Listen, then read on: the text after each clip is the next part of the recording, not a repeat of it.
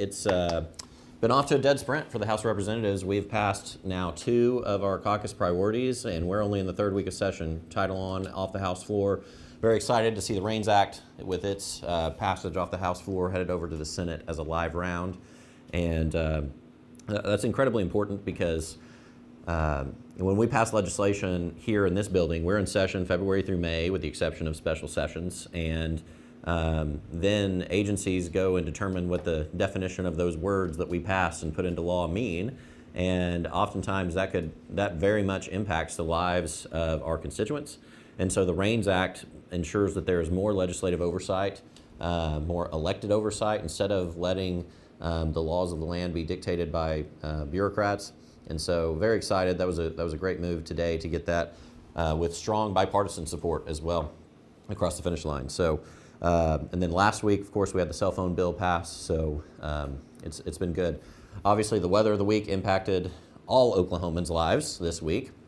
And the House of Representatives was no exception, so we did not convene for one day this week, and so we have thus moved our deadlines, and so today was supposed to be the deadline for policy committees and subcommittees, but instead the deadline will be Monday, and so we rescheduled some of those.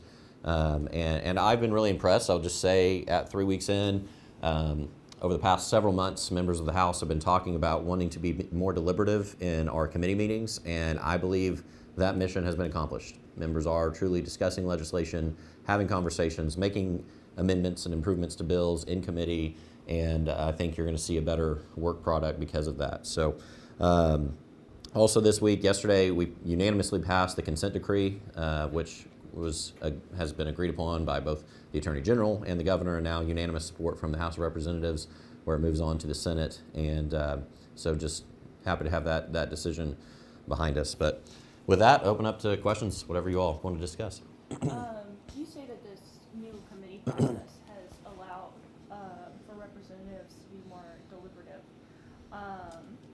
due to inclement weather. I got to watch online yesterday the Energy Committee reject Representative Turner's bill.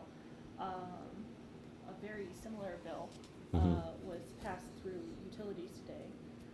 With the support of you and Representative Caldwell.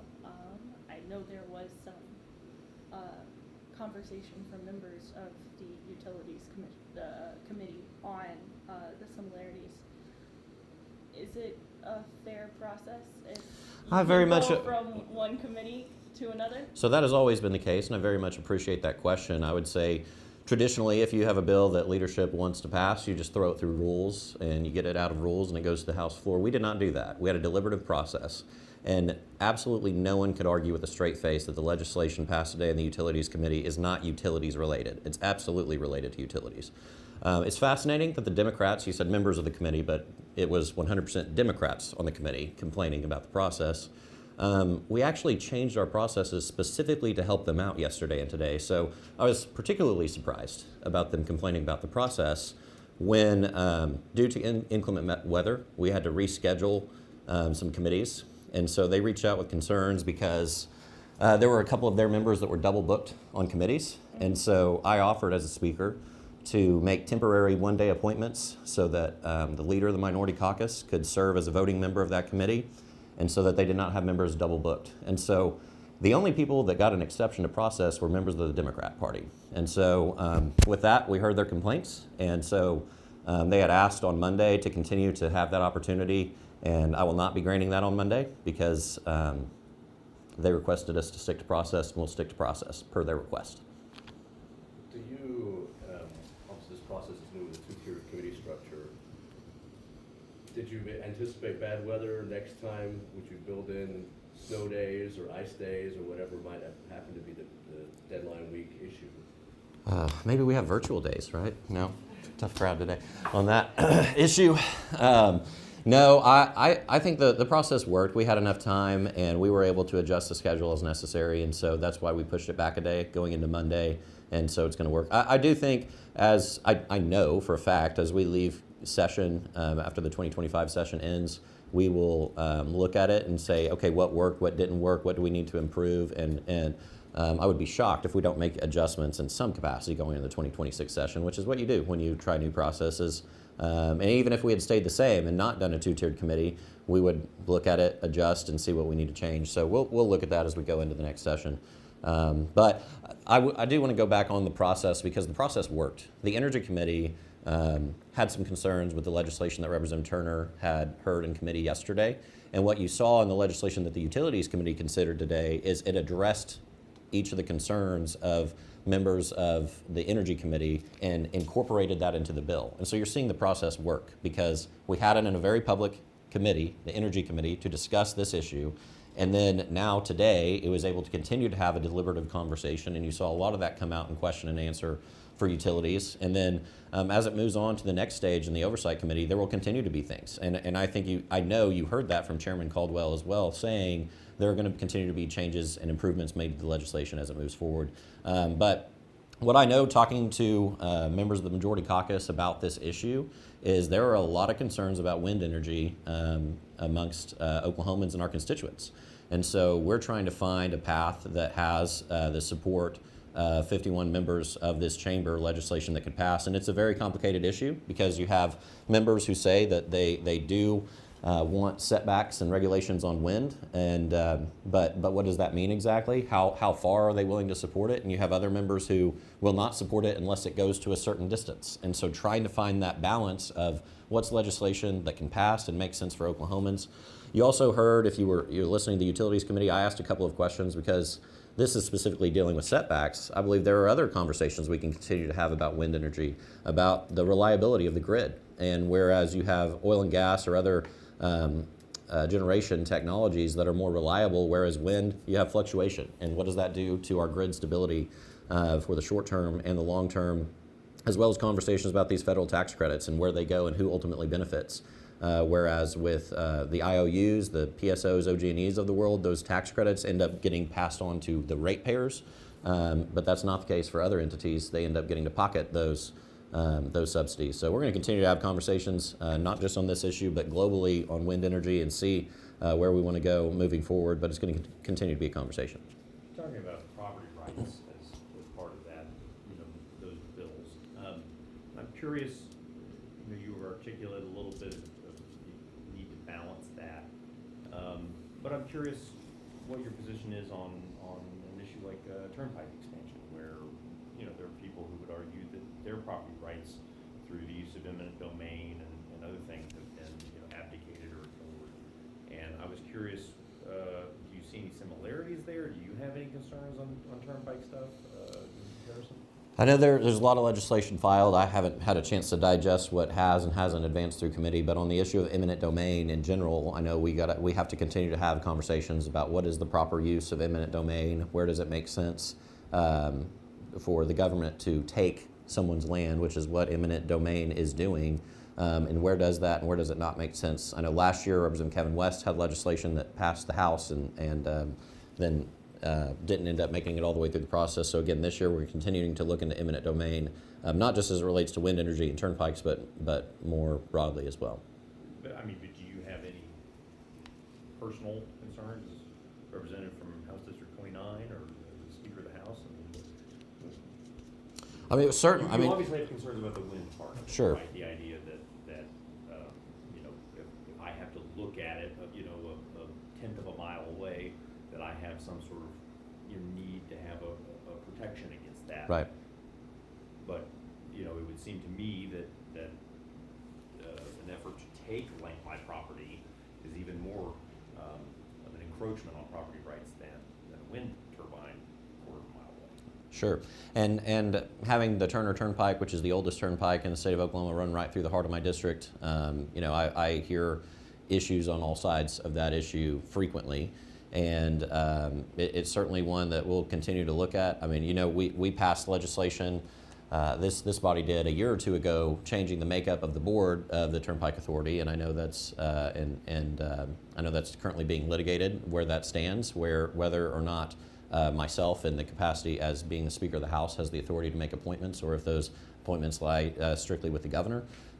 So we'll continue to have those conversations on that issue as it progresses. Do you have any thoughts or reactions to the governor naming Mark Nutt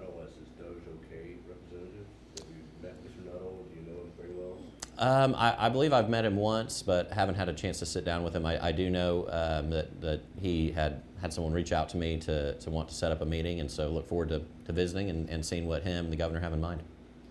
Can you share your reaction to the passing of David Boren?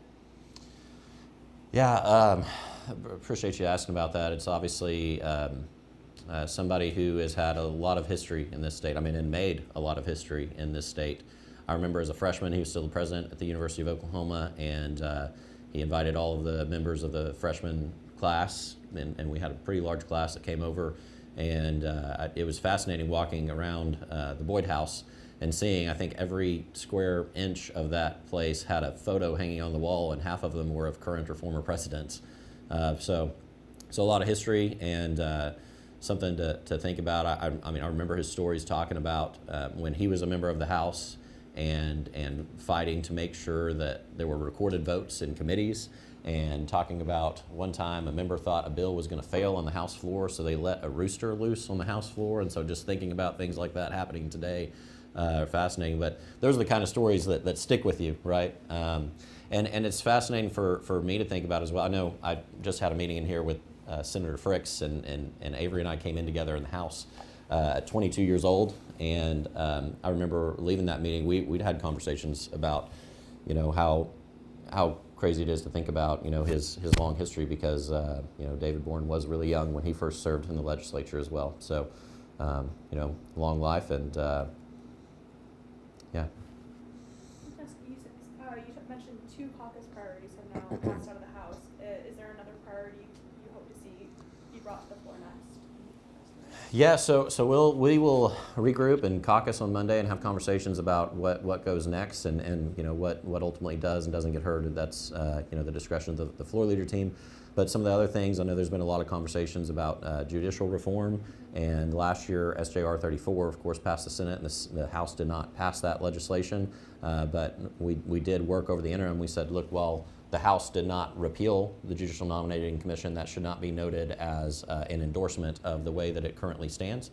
And so I know our Speaker Pro Tem has been working diligently, as well as several other members of our caucus, on legislation to make improvements, instead of repealing the JNC, to make reforms. So that's one of the things. Now, whether that gets brought up next week or in the weeks to come, I'm not sure yet, but we'll continue to be working on that. 29 statewide and local organizations released a joint statement praising Governor Stitt for his comments last week in his presser, where he talked about immigration and the proposed rule in education right now on collecting kids and families' immigration statuses. Joint statement also calls on you to join Governor Stitt and President Pro Tem Paxton on speaking out against that rule. Do you think that would be something you support? And who just sent the press release? I'm sorry. It was Oklahoma Appleseed Center for Law and Justice. Okay. Joint statement. They're wondering if you're going to also join the governor and the pro tem on that. Look, like I said last week, we'll continue to monitor as those administrative rules come in the system. I don't want to comment on individual rules until they start going through our process. We have a process set up, and obviously we had a lot of conversation about administrative rules today. And so, I think the committee, they'll take that and look at it when it comes.